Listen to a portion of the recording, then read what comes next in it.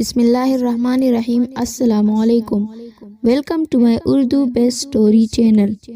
شروع کرتے ہیں آج ایک کہانی جس کا نام ہے جدید دور اور قدیم عورت۔ بات اتنی بڑی نہیں تھی جتنی بن گئی تھی کہ ثنا کو اپنا آپ اس صورتحال سے نکالنا مشکل ہو رہا تھا۔ بظاہر بیٹی کہنے والی ساس، بہن ماننے والی نند اور جانثار کرنے والا شوہر یوں منہ پھیرے ہوئے تھے جیسے الیکشن کے بعد سیاستدان اپنے منشور سے پھر جاتے ہیں، اور اسی وجہ سے ثنا اس گتھی کو سلجھانے کی جتنی کوشش کر رہی تھی وہ ریشم کے دھاگے کی طرح اسی قدر الجھتی جا رہی تھی۔ کوئی اس کی سننے کو تیار نہیں تھا کہ یہ محض ایک غلط فہمی ہے۔ اسے یقین ہی نہیں آ رہا تھا کہ وہ ان سب کی منچاہی تھی۔ صادقہ پھپھو نے کتنے مان سے اسے مانگا تھا۔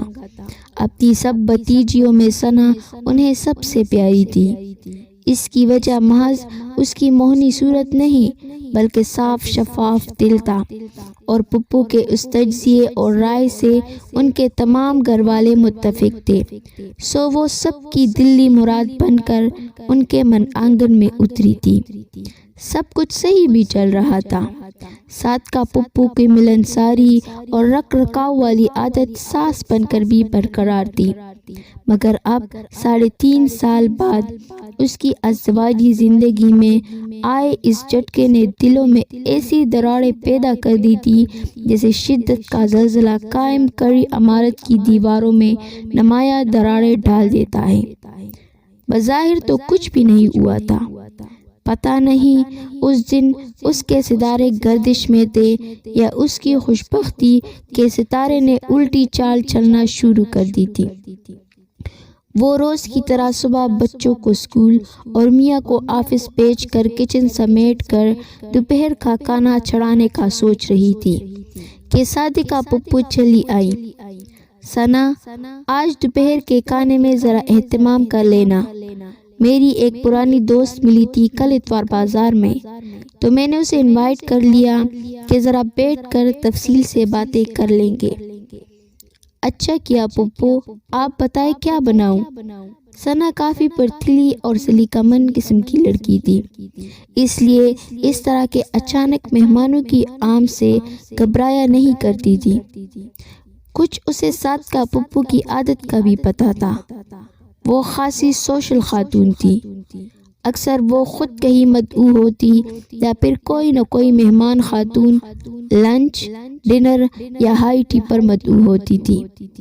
مہمانوں کی تعداد زیادہ نہیں ہوتی تھی، اس لیے کسی کو کبھی کوئی اعتراض نہ ہوا تھا، اور صادقہ بھی اہتمام کے نام پر 1 یا 2 ڈشیں اور ساتھ میں میٹھا بنواتی تھی۔ ثنا فریزر میں کباب بنا کر رکھتی یا چکن کو روسٹ مسالہ لگا کر رکھتی۔ کھلانے والوں نے مہمانوں کے لیے دسترخوان سجا کر رکھا تھا، تو اللہ نے بھی اپنی رحمت کا دامن مکینوں پر وسیع کر رکھا تھا، سو کبھی رزق کی تنگی بھی محسوس نہ ہوئی۔ دل بھی تنگ نہ ہوتے اگر اس دن وہ صادقہ پھپھو کے آرڈر کو معمول کے مطابق اتنا ہلکا نہ لیتی۔ اس نے بریانی کے لیے قورمہ بنانے رکھا اور نن کے کمرے میں چلی آئی۔ وہ امتحانات سے فارغ ہو کر پریکٹیکل کی تیاری کر رہی تھی۔ ماریا، اسکول میں آج پیرنٹس ٹیچر میٹنگ ہے، میں بس 2 گھنٹے میں واپس آ جاؤں گی۔ بریانی کا قورمہ میں نے چڑھا دیا ہے، روسٹ بھی لنچ کے قریب آن میں رکھوں گی، اور میٹھے میں شاہی سیویاں بنے گی تو وہ بھی گرما گرم بنا لوں گی۔ تم ذرا برتن نکال لو اور سلاد رائتا بنا لینا۔ نو پرابلم بابی، آپ جائیں، یہ چھوٹے موٹے کام تو میں دیکھ ہی لوں گی۔ ابھی تو 9 بجے ہے، لنچ تو 3 بجے تک ہوگا، آپ 12 بجے تک تو آ ہی جائے گی۔ اب کیا کریں، آپ کی ساس کو میٹھا آپ کے ہاتھ کا ہی پسند ہے، اور بریانی کے چاول تو ہمیشہ بیٹھ جاتے ہیں مجھ سے، اور امی کو قطعاً نہیں پسند کہ مہمانوں کے سامنے ان کی میری وجہ سے بے عزتی ہو۔ ماریا نے آخری جملہ منہ بنا کر کہا تو ثنا ہنس دی۔ فکر نہ کرو، وقت آنے پر سب سیکھ جاؤ گی۔ اچھا اب میں نکل رہی ہوں، اللہ حافظ۔ ثنا اسکول روانہ ہوئی تو ماریا کمرہ سمیٹنے لگی۔ اتنے میں صادقہ آ گئی۔ ماریا تم ذرا اچھا سا ڈریس نکال لو، اور سنو ذرا خاص قسم کے گیسٹ ہے، اچھی طرح سے تیار ہو کر آنا، اور نہانے سے پہلے ماسی سے سر پر کھڑے ہو کر صفائی کروانا۔ خاص مہمان؟ مگر امی بھابی تو کہہ رہی تھی کہ وہ آپ کی پرانے محلے کی دوست شمسہ آنٹی آ رہی ہے۔ ہاں وہی آ رہی ہے، اب تم زیادہ سوال جواب مت کرو، جو کہہ رہی ہوں بس وہ کرو۔ اس کے اتنے عرصے بعد آنے کی وجہ مجھے ہماری مشترکہ دوست رومانہ نے بتائی ہے، مگر کیونکہ میں ابھی خود کنفرم نہیں ہوں تو میں نہیں چاہتی کہ بلا وجہ کی خوش فہمیاں اور غلط فہمیاں پیدا ہو۔ تم بس خیال رکھنا سب چیزیں ٹھیک ٹھاک ہو۔ میں شاور لینے جا رہی ہوں۔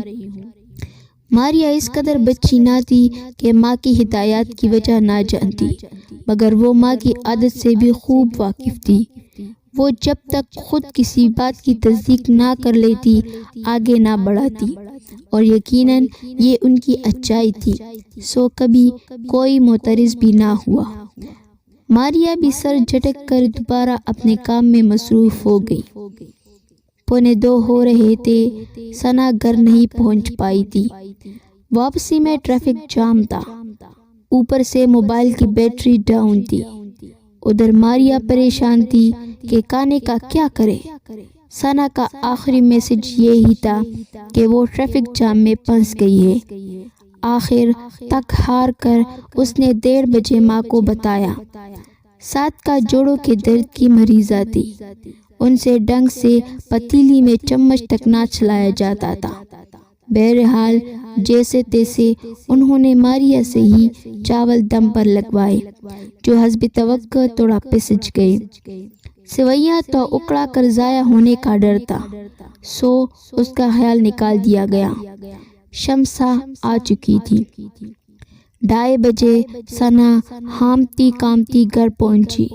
شمسہ کو کہیں اور بھی جانا تھا، اس لیے فوری طور پر کھانا لگا دیا گیا۔ شمسہ گئی تو صادقہ نے پہلی بار ثنا کو آڑے ہاتھوں لیا۔ اتنی غیر ذمہ داری، تم نے میری بات کو کوئی اہمیت ہی نہیں دی۔ تم اگر ذمہ داری سے وقت پر آ جاتی تو آج جو سب کی مجھے محسوس ہوئی میں اس سے بچ جاتی۔ پپو یقین مانے میں صحیح وقت پر نکل گئی تھی، مگر راستے میں ایک جگہ دھرنا تھا اور ٹریفک بہت جام تھا، اور پھر میں ماریا سے کہہ کر گئی تھی کہ وہ دیکھ لے۔ کیا مطلب ہے بھابی؟ میں نے کیا کیا ہے؟ آپ نے جو کہا وہ تو میں نے کر دیا تھا۔ آپ نے خود ہی کہا تھا کہ آپ باقی چیزیں خود دیکھیں گی۔ ماریا جو پہلے ہی ماں سے سخت سن کر بڑی بیٹی تھی، بھڑک اٹھی۔ ثنا اپنی غلطی ماننا سیکھو، نہ کہ دوسروں پر ڈالنا۔ تم نے آج بتا دیا کہ تم اس گھر کی بہو ہو، ورنہ یہ بھی ہو سکتا تھا کہ تم میٹنگ چھوڑ دیتی، ایسا کون سا طوفان آ جاتا۔ مگر تمہیں لگتا ہے کہ بس تم جو سمجھ رہی ہو کر رہی ہو وہ صحیح ہے۔ میری ہی غلطی ہے کہ میں نے تمہیں سارا گھر سونپ دیا اور تمہیں بااختیار کر کے خود بے اختیار ہو گئی۔ صادقہ بیگم یہ کہہ کر تن فن کرتی کمرے میں چلی گئی۔